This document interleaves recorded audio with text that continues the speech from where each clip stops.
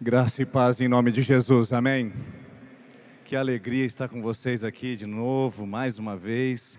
É sempre muito bom voltar a essa casa e mesmo após quase 10 anos já da minha saída, eu sinto como se estivesse na minha própria casa, na minha própria família. Eu fico muito grato por todo o acolhimento, por toda a recepção, ao pastor Edson, a Neia, que tratam a nossa família com tanto carinho, com tanta disposição também. Hoje eu quero compartilhar com você uma palavra com o tema Uma Nova História. E quero começar conversando com você sobre a importância de entendermos os nomes. Os nomes são importantes.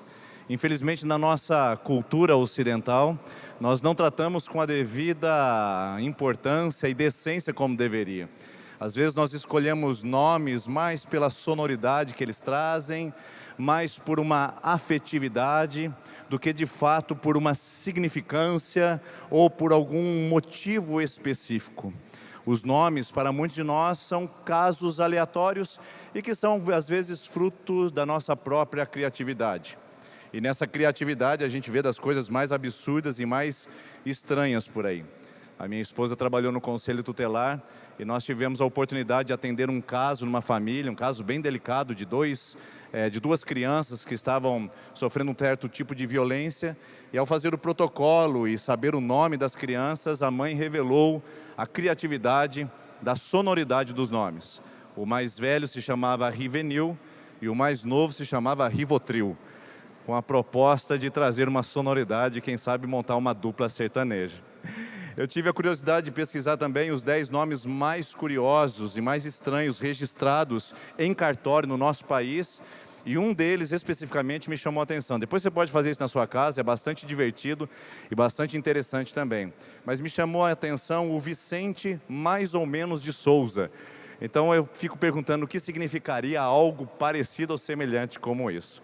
No mundo ocidental, os nomes não trazem tanto peso e tanta significância assim para nós.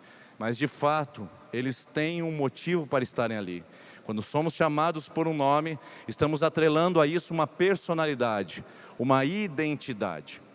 119.104. Esse foi o número que um homem, ao chegar no campo de concentração em Auschwitz, na Alemanha, em setembro de 1942, recebeu tatuado no seu braço. Uma das estratégias do nazismo naquela época era despersonalizar o indivíduo como uma forma de lhe trazer indignidade, humilhação e também baixa condição de resistência ao que estava sofrendo.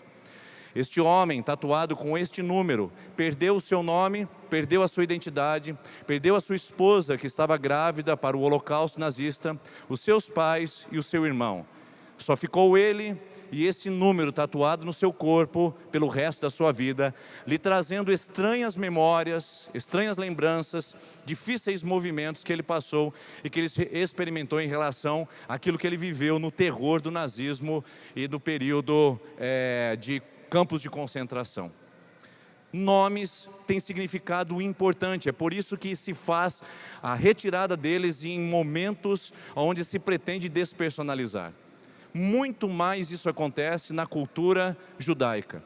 Os judeus, de forma específica, dão muita importância quando vão nomear uma criança. Por exemplo, o Jacó já recebeu a identidade desde o seu nascimento como o traiçoeiro. O Esaú recebeu a identidade desde o seu nascimento como o que era mais peludinho, um ursinho de pelúcia. Abraão recebeu o nome como pai de multidões quando foi trocado para Abraão. Isaac, o filho do riso. Ou seja, nomes na cultura judaica importam ainda mais porque eles estão atrelados à identidade, propósito e destino. Isso é muito interessante, que os nomes no Antigo Testamento, de forma especial, carregam em si o potencial de apontar um destino. E nós vemos uma história nas Escrituras de uma despersonalização de um homem que teve a experiência de uma tragédia, de ter o mais absurdo e o mais difícil destino traçado através do seu nome. Esse registro está no primeiro livro das Crônicas, no capítulo de número 4 e o versículo de número 9, que diz o seguinte: E Jabes foi o mais respeitado dentre os seus familiares, A palavra familiares aqui está relacionada a toda a genealogia de Judá. Isso é muito grande. Mais de 500 nomes estão presentes nessa genealogia. E a Bíblia diz que ele foi o mais respeitado de toda a sua casa, de toda a sua parentela. Então, o texto continua dizendo: ele foi o mais respeitado, porque a sua mãe, lá no versículo número 10 vai dizer, porque a sua mãe lhe deu o nome de Jabes. Ou seja, nesse texto já se apresenta uma condição de superação. A palavra diz que este homem marcou a história.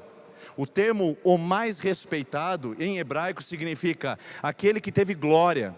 A palavra hebraica é kavod, a mesma palavra utilizada para a glória de Deus.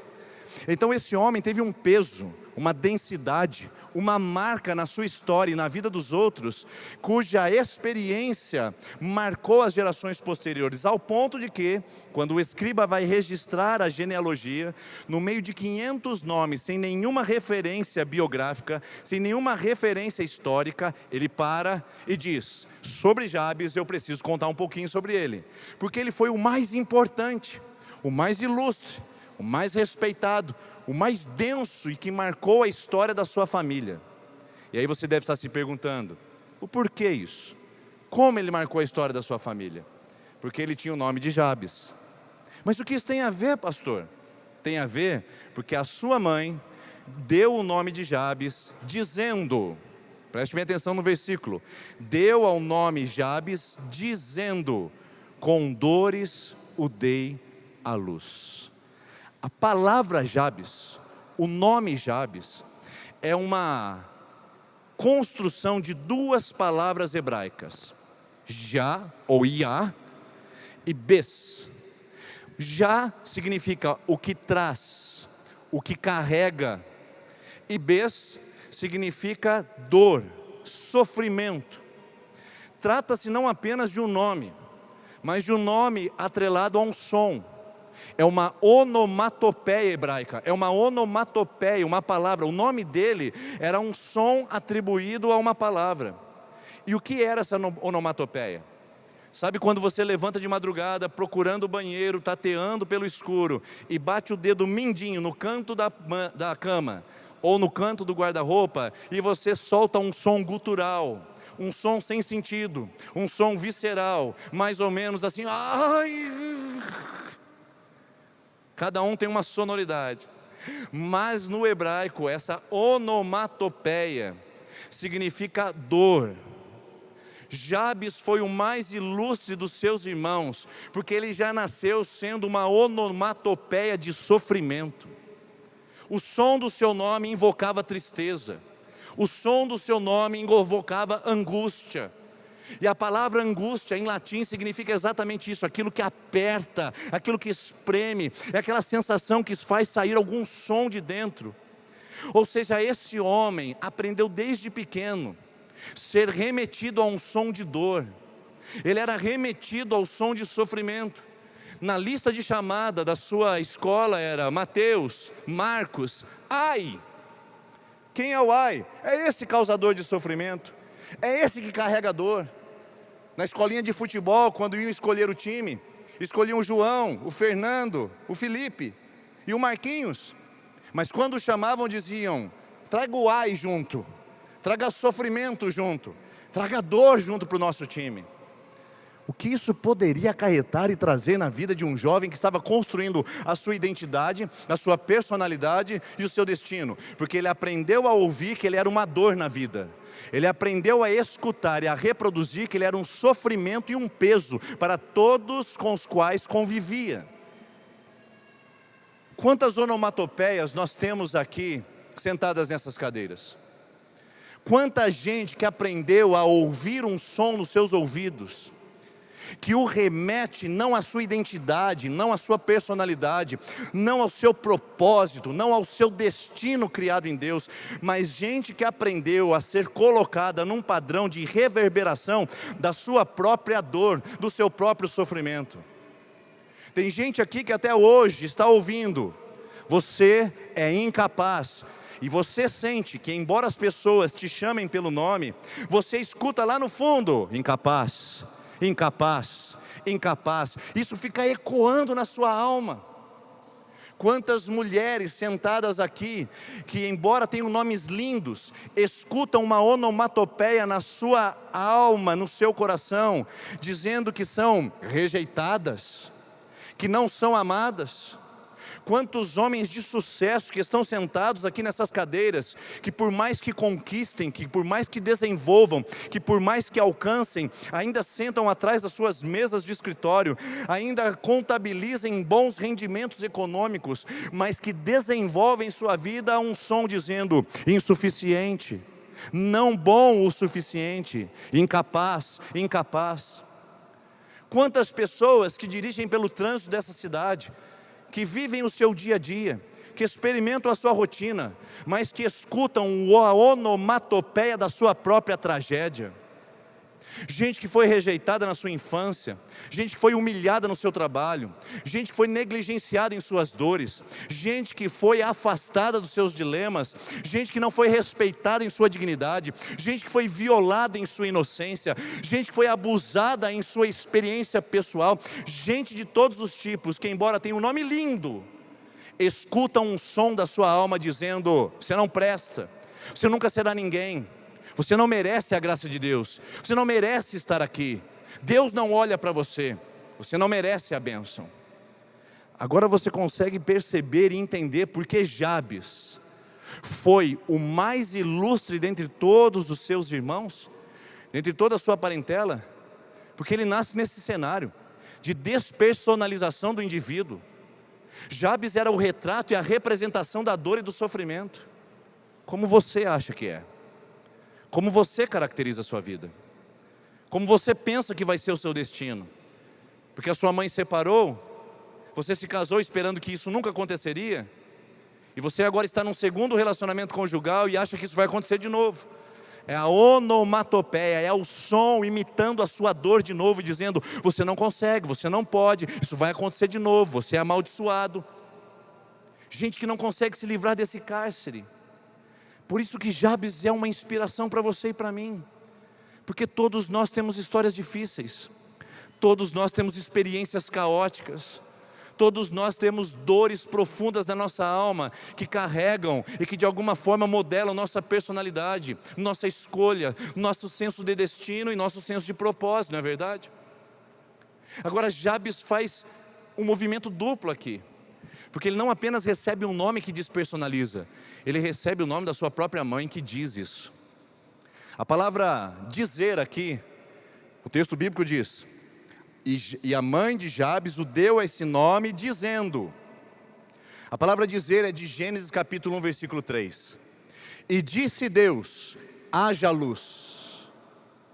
A palavra dizer aqui não é falar, não é tagarelar. É uma palavra que não está relacionada a apenas soltar palavras ao vento. Dizer é uma palavra criativa, é uma palavra que gera contexto, é uma palavra que gera significado. Nós não somos da teologia da prosperidade, nós somos uma igreja presbiteriana, nós somos reformados, não somos adeptos da confissão positiva, e nem do livro O Segredo, e nem dos seus correlatos, que trouxeram à nossa nação, ou até à nossa cultura popular, de que se você falar uma coisa repetidamente, vai acontecer na sua vida. Então você fica lá dizendo: vou ser rico, vou ser rico, vou ser rico, e não sai para trabalhar para você ver. Vai nessa. Nós não somos adeptos da confissão positiva, não somos adeptos da programação neurolinguística, onde você reprograma o seu destino a partir de palavras mágicas que você libera. Mas nós também não negligenciamos o poder da palavra. Provérbios capítulo 18, versículo 21 diz: morte e vida estão no poder da língua, e aquele que usar dela comerá dos seus frutos. Quantos de nós não estamos comendo de frutos, de línguas ferinas, de palavras malditas, e literalmente malditas, que geraram em nosso coração e criaram um cenário? E disse Deus: haja luz. E disse o seu pai: você não presta. E disse Deus: haja luz. E disse a sua mãe: você não serve. E disse Deus: haja luz. E disse o seu patrão: você não tem competência. E disse Deus: haja luz. E disse o seu líder: você é descartável. Quanta gente vivendo debaixo dessa égide, debaixo desse emblema, desse rótulo, e não consegue se desvencilhar, não consegue se libertar, sofrendo e convivendo com essa situação dioturnamente. Por isso, Jabes é ilustre, porque ele consegue reverter um quadro, onde o seu nome o despersonaliza, onde a sua figura de autoridade o negligencia, uma mãe que coloca um nome desse no filho, e ele consegue reverter o quadro. Eu quero perguntar para você aqui essa noite, você que tem uma onomatopeia no seu coração de dor, de tristeza, de angústia, de sofrimento, você que é escravo da sua própria história e do seu próprio passado, você que é refém do que liberaram sobre a sua vida, e você que não consegue olhar o mundo de uma outra maneira, com o propósito de Deus, a não ser por aquilo que lhe fizeram no passado. Eu quero perguntar para você, você que recebeu palavras negativas de figuras de autoridade que você se referenciava, você deseja escrever uma nova história na sua vida e se libertar desta condição de escravidão? Porque se você deseja isso, Jabes é um ótimo personagem para aprendermos com ele. Porque o texto diz no versículo número 10, e aqui está uma chave hermenêutica de interpretação desse texto maravilhosa. Diz o texto: então Jabes clamou ao Senhor, dizendo, ele reverte o quadro. Não é o que disseram a mim, é o que eu digo ao Senhor. Porque o que foi gerado em mim é fruto do pecado. O que foi gerado em mim é fruto da queda. Eu não posso culpar a minha mãe. Eu não posso vitimar os outros. Eu não posso terceirizar a minha responsabilidade nos outros. Porque o que acontece na minha vida é fruto do pecado. Jabes não está ressentido com a mamãe. Jabes não está lamentando a sua história. Jabes não está dizendo, por que eu nasci nessa vida? Por que eu nasci nessa cidade? Por que eu vivi nesse mundo? Jabes está indo a quem pode resolver o seu problema. Ele vai até Deus. Sou admirador do trabalho de terapeutas. Sou admirador do trabalho de pessoas de desenvolvimento humano. Mas eu quero dizer uma coisa para esta igreja: que não se ataca a raiz da vida humana, dando paliativos emocionais para tentar reeditar um filme cuja raiz do pecado não foi atacada. Jabes entende que o seu problema é um problema de pecado, é estrutural, é sistêmico, não é superficial, e não dá para maquiar a sua história. Por isso ele se volta para Deus e Deus diz, Deus, é o Senhor que pode resolver isso, é o Senhor que pode mudar a história. Então eu quero perguntar para você que está aqui essa noite ouvindo essa palavra, para quem você tem levado o seu drama? Para onde você carrega as suas dores? Quem é o referencial do seu sofrimento para lidar com isso? Em quem você deposita os seus traumas e as suas angústias mais interiores? Jabes faz o caminho correto. Ele vai até Deus. Ele vai a Deus e diz, Deus, se o meu problema é de pecado, se eu recebi essa história por causa do pecado, se é a queda que me ataca, se é o sofrimento do homem longe de Deus que me ataca, só o Senhor pode resolver esse problema. Eu não quero penalizar ninguém, eu não vou me ressentir com ninguém, eu não vou guardar mágoa de ninguém. Você está entendendo o que eu estou dizendo, né? Essa palavra já chegou ao seu coração, né? Porque aquela pessoa que te tocou não foi aquela pessoa, foi o pecado que te tocou. Aquela pessoa que violentou o seu coração não foi aquela pessoa, foi o pecado que tocou e violentou seu coração. Aquela situação de desonra que você passou em público, não foram aquelas pessoas que lhe fizeram, lhe causaram, foi o pecado que operou através dessas pessoas. Você está entendendo? Para que carregar ressentimento, mágoa e angústia, ou raiz de amargura, se não foram as pessoas, foi o pecado. Rebele-se contra o pecado, rebele-se contra a ofensa que é o distanciamento com Deus. Rebele-se contra tudo aquilo que é do diabo, do mundo, da carne. Mas não terceirize sobre as pessoas, não justifique sobre o outro e diga, Senhor, se o problema que está me atacando e não me permite progredir, se eu sou refém da minha história e da minha vida, e se tem uma alternativa para lidar com isso, e é o Senhor, é para o Senhor que eu vou. Talvez seja por isso que muita gente ainda está escravizada e amarrada à sua vida própria, ainda chafurdando na lama do ego, chafurdando na lama do seu passado, e não consegue sair disso, porque só olha para aquilo que é pecado. Leve para Deus, minha irmã. Volte-se para Deus, venha fazer uma campanha. Se não deu certo e não resolveu na sua primeira semana, venha na segunda semana, venha na terceira. Deus pode tratar a sua alma como tratou a de Jabes. E houve uma reversão de quadro. Como que eu sei disso?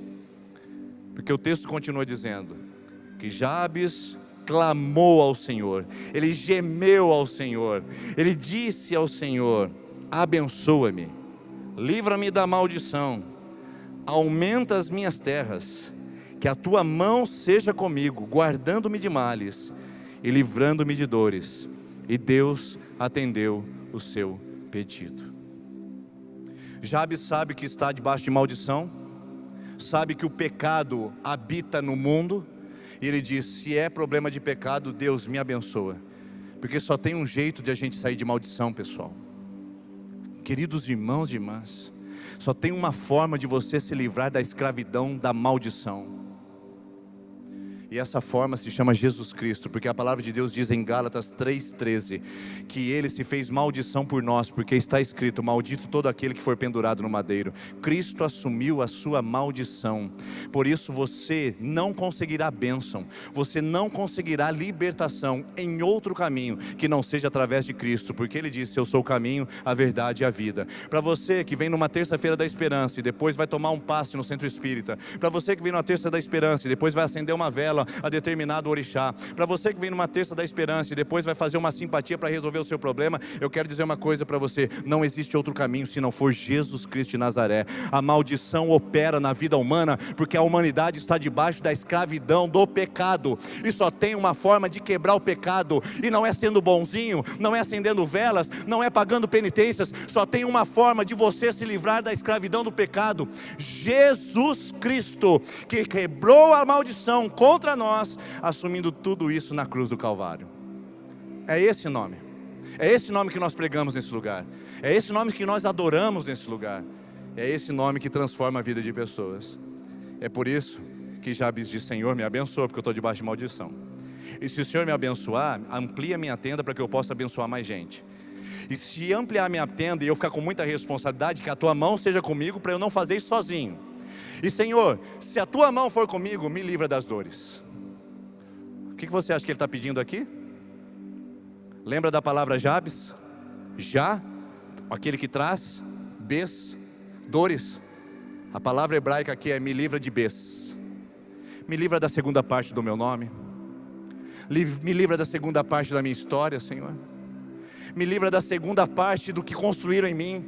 Eu quero a primeira parte, porque quando eu nasci eu era aquele que carregava, mas alguém disse para mim que eu carregava dor, e eu acreditei nessa história. Senhor, me livra da segunda parte, reedita minha história, reescreve meus sonhos, dá uma nova história para mim, dá um novo movimento, uma nova oportunidade, Senhor. Disseram para mim que eu sempre seria assim, mas eu quero uma nova chance, uma nova história e um novo nome.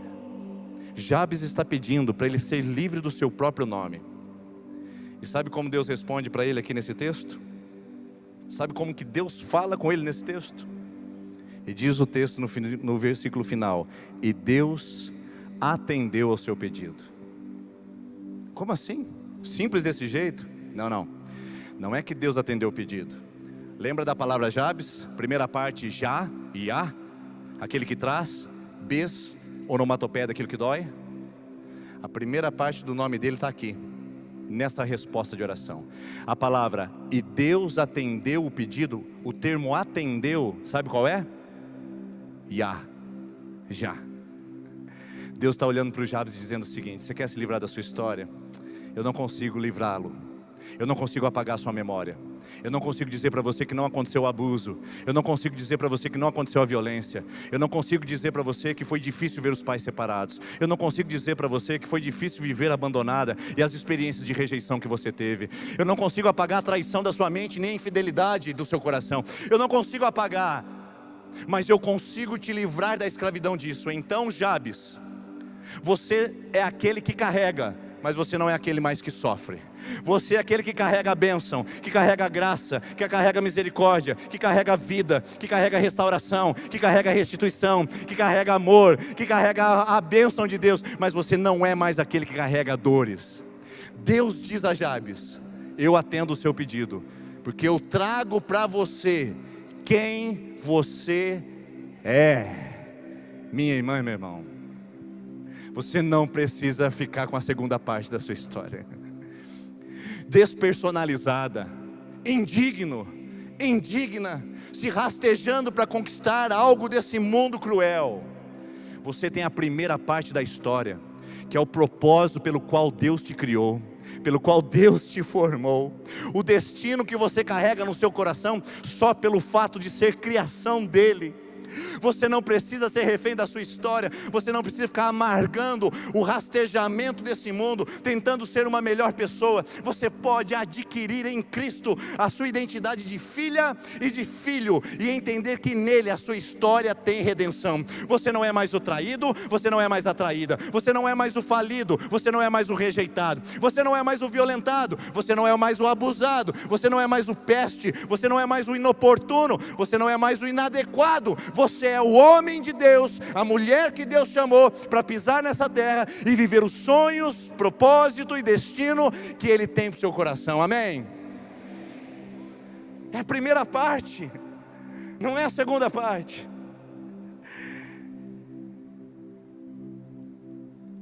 (19.104) aquele homem sai do campo de concentração 3 anos depois, em 1945, e ele recupera o seu nome. E ele escreve uma das frases mais célebres e mais comentadas do mundo, que diz o seguinte: não importa o que fizeram com você, mas importa o que você fez com o que fizeram com você. O nome daquele prisioneiro, 119.104, é Viktor Frankl, um dos psiquiatras mais famosos do mundo, que inaugurou a logoterapia, que trata do sentido da vida. E esse homem foi capaz de escrever sobre sentido, falar sobre sentido e andar sobre sentido, mesmo na condição de maior tragédia da sua vida. Ele recuperou seu nome, Jabes recuperou sua história, e essa noite eu oro para que você faça o mesmo nesse lugar. Você pode se colocar em pé, por gentileza, para nós orarmos juntos? Senhor, nós estamos diante de Ti, e nós queremos recuperar aquilo que foi perdido. Uma trajetória de vida que foi despersonalizada, uma identidade que foi roubada, um propósito que foi destruído. Senhor, nós pedimos que pelo Espírito Santo o Senhor faça um milagre hoje, e que o Senhor mova sobre os nossos corações, trazendo novas histórias, mudando quadros, como o Senhor fez com a vida de Jabes, e assim o Senhor faz com a vida de pessoas que hoje encontram em Ti e em Jesus o alívio das suas dores. Essa é a nossa oração, sabendo que Jesus foi o homem de dores, que carregou no madeiro e na cruz do Calvário toda dor, todo sofrimento. Jesus já levou o bes e nos entregou já. Nós somos aqueles que carregam, não somos aqueles que vão levar dor e sofrimento ao mundo, mas aqueles que vão carregar a bênção, a alegria e o significado de uma vida com o Senhor.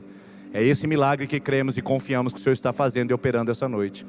Em nome de Jesus, amém.